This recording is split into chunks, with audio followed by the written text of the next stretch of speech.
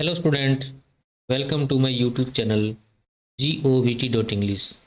आज हम पढ़ेंगे माध्यमिक शिक्षा बोर्ड राजस्थान अजमेर की कक्षा 10 की आने वाली बोर्ड एग्ज़ाम में जो ग्रामर से संबंधित जो प्रश्न पूछे जाते हैं और उन ग्रामर से संबंधित प्रश्नों में जो टेंस से संबंधित प्रश्न पूछे जाते हैं, वो प्रश्न किस प्रकार से पूछे जाते हैं, उन प्रश्न का क्या फॉर्मेट रहता है और किस प्रकार से वो ऑप्शन ABCD में आंसर देना पड़ता है या फिर ब्लैंक जो है वो भरना पड़ता है, इस बारे में हम चर्चा करेंगे। लेकिन इससे पहले आप वीडियो को लाइक करो, शेयर करो, कमेंट करो और अगर आप चैनल में बिल्कुल नए हो तो चैनल को सब्सक्राइब करो। आने वाले सभी वीडियोस के नोटिफिकेशन आपको मिले, इसलिए घंटी वाले बटन को दबाओ और ऑल पर जाकर के क्लिक कर दो। तो शुरू करते हैं प्रेजेंट परफेक्ट कंटिन्यूस टेंस। तो students, present perfect continuous tense, present perfect continuous tense, ये है वर्कशीट नंबर 4।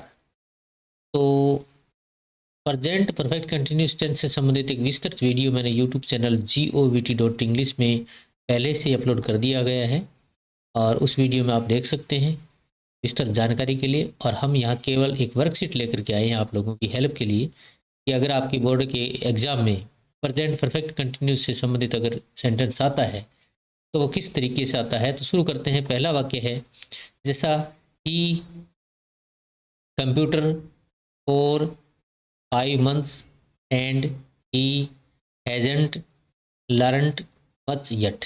और एक इसके लिए जो वर्ब है वह है BUILD, बिल्ड। ये बिल्ड को यहाँ भी लिखा जा सकता है और इसको यहाँ भी लिखा जा सकता है, यानी यहाँ भी इसको लिख सकते हैं और यहाँ भी लिख सकते हैं। लेकिन एक बात क्लियर है कि बिल्ड ये फर्स्ट फॉर्म में आएगी, वर्ब की फर्स्ट फॉर्म में आएगी और इसको ब्रैकेट में ही लिखा जाएगा। तो अगर इस प्रकार का कोई अगर क्वेश्चन आता है आपके बोर्ड एग्जाम में तो हम इसको किस प्रकार से हैंडल करेंगे। तो सबसे पहले स्टूडेंट्स क्या है कि ये है प्रेजेंट परफेक्ट कंटिन्यूस टेंस से संबंधित सेंटेंस और इसमें सबसे बड़ी पहचान होती है फॉर और सिंस की। तो ये 5 months है, समय है, इससे पहले फॉर आ गया। लेकिन यहाँ एक उलझन पैदा होती है स्टूडेंट के कि फॉर और सिंस तो प्रेजेंट परफेक्ट कंटिन्यूस टेंस में भी लगता है, पास्ट परफेक्ट कंटिन्यूस टेंस में भी लगता है और फ्यूचर परफेक्ट कंटिन्यूस टेंस में भी लगता है। तो यहाँ हम पहचान कैसे कर पाएंगे कि भी कौन से प्रेजेंट का है या पास्ट का है या फ्यूचर का है। तो सबसे बड़ी बात जो स्टूडेंट्स हमारे सामने है पहचान करने की वो ये है कि इस सेंटेंस के एक पार्ट में कोई ना कोई प्रेजेंट टेंस की हेल्पिंग वर्ब आपको मिलेगी। जैसे यहाँ एंड आ गया, एंड के बाद में हैज़ नोट आया, ये हैजेंट। तो हैज़ को पहचान करके आपको ये अंदाज़ा लगा लेना है कि यह वाक्य प्रेजेंट परफेक्ट टेंस का है, क्योंकि हैज़ प्रेजेंट टेंस की सहायकारी होती है। हैज़ जो है वो प्रेजेंट परफेक्ट टेंस की हेल्पिंग वर्ब है और अगर ये प्रेजेंट टेंस में है कोई सा प्रेजेंट टेंस, चाहे वो प्रेजेंट इंडेफिनिट टेंस हो, चाहे वो प्रेजेंट कंटिन्यूस टेंस हो, चाहे वो प्रेजेंट परफेक्ट टेंस हो, तो सारा वाक्य प्रेजेंट टेंस में ही आएगा। और सिंस और फॉर आता है तो यकीनन यह sentence present perfect continuous tense का है। और प्रेजेंट कंटिन्यूस टेंस में, प्रेजेंट परफेक्ट कंटिन्यूस टेंस में आप जानते हो दो प्रकार की सहायक क्रिया होती है, एक वचन के लिए हैज बीन और बहुवचन के लिए हैव बीन। तो सबसे पहले तो देखेंगे कि भी यहाँ सिंस और फॉर है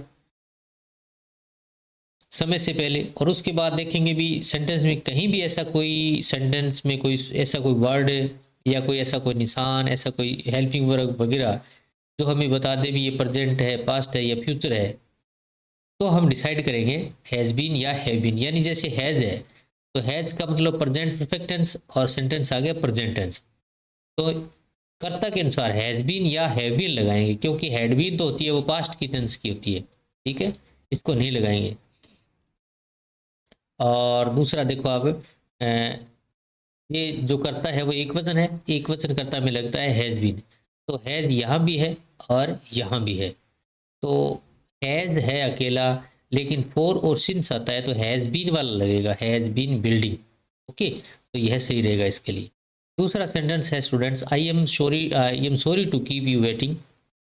आई एम आया इसमें, प्रेजेंट टेंस है ना, एम प्रेजेंट कंटिन्यूस टेंस की सहायक क्रिया एम है, तो ये प्रेजेंट परफेक्ट कंटिन्यूस टेंस का सेंटेंस बनेगा। जैसे I to make a telephone call to Mumbai for some time, ये फॉर और सिंस भी आ गया या फॉर आ गया समय से पहले और यहाँ प्रेजेंट टेंस की कोई पहचान आ गई, तो यहाँ प्रेजेंट परफेक्ट कंटिन्यूस टेंस का यूज करेंगे। जैसे ब्रैकेट में है ट्राई, तो आई को बहुवचन के ग्रुप में मानते हैं, जैसे आई के साथ हैव लगता है तो आई हैव बीन ट्राइंग आएगा, have been trying, have been trying ये आएगा इसका। ठीक है।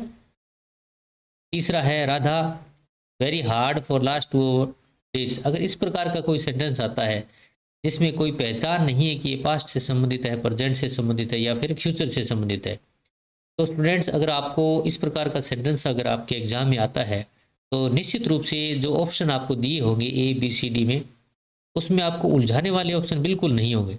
जैसे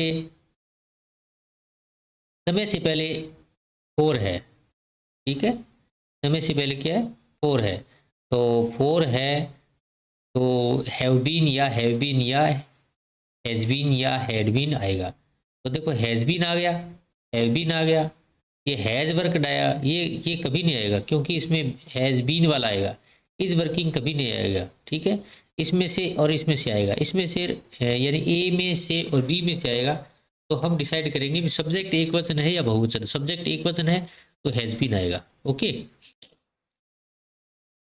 4 नंबर देखो, ही इज टायर्ड, वह थका हुआ है, इज आया या, ठीक है, और 4 आया समय से पहले, इंटायर मॉर्निंग, समय से पहले 4 आ गया, यहाँ इज आ गया, तो कर्ता के अनुसार, कर्ता एक वचन है तो हैज़ बीन आएगा, क्या आएगा हैज़ बीन वर्किंग। ओके, ये आएगा इसका। 5वां है we study in the school for 2 hours, for 4 hours, 4 आ गया, समय से पहले 4 आ गया तो हैज़ बीन या हैव बीन या हैड बीन आएगा, तो हैड बीन इसमें है ही नहीं। ओके, हैड है सिर्फ, ये नहीं आएगा, और विल भी किसी हालत में नहीं आएगा, हैज़ बीन या हैव बीन में से आएगा, तो वी अगर सब्जेक्ट है तो हैव बीन आएगा। ओके, अगर एक वचन होता तो हैज़ बीन आता। इस प्रकार से अपन ये एक्सरसाइज आराम से कर सकते हैं। तो स्टूडेंट्स, आपको ये वीडियो कैसा लगा आप कमेंट बॉक्स में ज़रूर लिखें। अगर किसी प्रकार की प्रॉब्लम आपको आ रही है तो भी आप कमेंट बॉक्स में लिखें, और वीडियो को लाइक करें, शेयर करें, सब्सक्राइब करें चैनल को। ओके, मिलते हैं अगले वीडियो में।